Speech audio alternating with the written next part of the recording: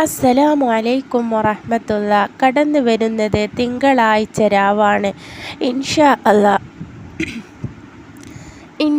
അല്ലാ. അസ്സലാമു അലൈക്കും വറഹ്മത്തുള്ള.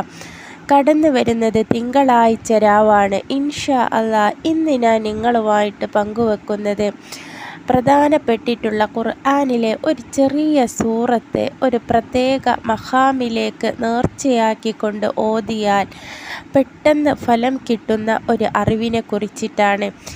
നിങ്ങൾക്കെല്ലാവർക്കും അറിയാവുന്നതാണ് മടവൂർ ഷെയ്ഖ്. മടവൂർ മഖാമിലേക്ക് 21 തവണ സൂറത്തു ഫാത്തിഹ ആത്മാർത്ഥമായിട്ട് നേർച്ചയാക്കിക്കൊണ്ട് നിങ്ങൾ ഒറ്റ ദിവസം കൊണ്ട് തന്നെ ഓതി തീർത്താൽ തീർച്ചയായിട്ടും അല്ലാഹു തആല നിങ്ങളുടെ ഏത് ആഗ്രഹവും നിങ്ങൾക്ക് പെട്ടെന്ന് ഹാസിലാക്കി തരുന്നതാണ്.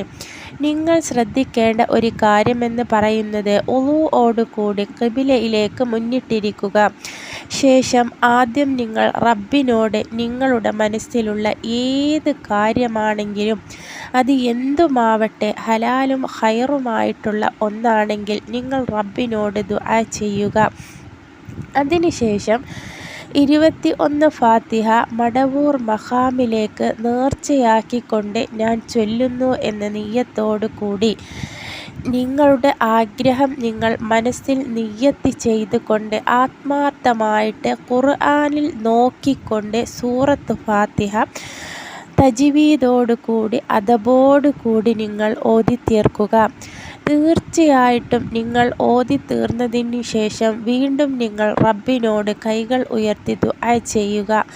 മടവൂർ മഖാം ഷെയ്ഖിൻ്റെ മഹത്വം കൊണ്ടും നിങ്ങളുടെ ഫാത്തിഹ സൂറത്തിൻ്റെ ആത്മാർത്ഥമായിട്ടുള്ള നിങ്ങളുടെ പാരായണം കൊണ്ടും അല്ലാഹു തആല നിങ്ങളുടെ ആ ആഗ്രഹം നിങ്ങൾക്ക് പെട്ടെന്ന് ഹാസിലാക്കി തരുന്നതാണ്.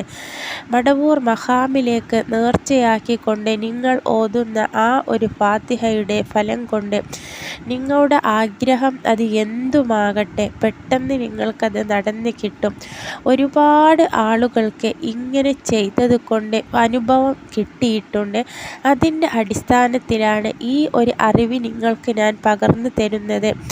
കഴിയുമെങ്കിൽ മടവൂർ മഖാം സിയാറത്ത് ചെയ്യുവാനും അതുപോലെ മടവൂർ മഖാമിലേക്ക് ഏതൊരു ആഗ്രഹം നിങ്ങൾക്ക് നിറവേറി കിട്ടാനുണ്ടെങ്കിൽ നേർച്ചയാക്കിക്കൊണ്ട് സൂറത്ത് ഫാത്തിഹ 21 വട്ടം നിങ്ങൾ ഓതുക. ഇൻഷാ അല്ലാ. അല്ലാഹു തആല നമ്മുടെ എല്ലാവരുടെയും എല്ലാ പ്രയാസങ്ങളും പെട്ടെന്ന് നമുക്ക് ഇല്ലാതെയാക്കി തരികയും നമ്മുടെ ആഗ്രഹങ്ങളും ഉദ്ദേശങ്ങളും പെട്ടെന്ന് നമുക്ക് നടത്തി തരികയും ചെയ്യുമാറാകട്ടെ. ഈ ഒരു അറിവ് നിങ്ങൾ ജീവിതത്തിൽ പകർത്തുന്നത് മൂലം നിങ്ങൾക്ക് എന്തെങ്കിലും അനുഭവം ഉണ്ടാവുകയാണെങ്കിൽ തീർച്ചയായിട്ടും നിങ്ങൾ കമൻറ്റ് ബോക്സിൽ രേഖപ്പെടുത്തുക. ഇൻഷാ അല്ലാ. പുതിയൊരു അറിവുമായി വീണ്ടും വരാം. അസ്സലാമു അലൈക്കും.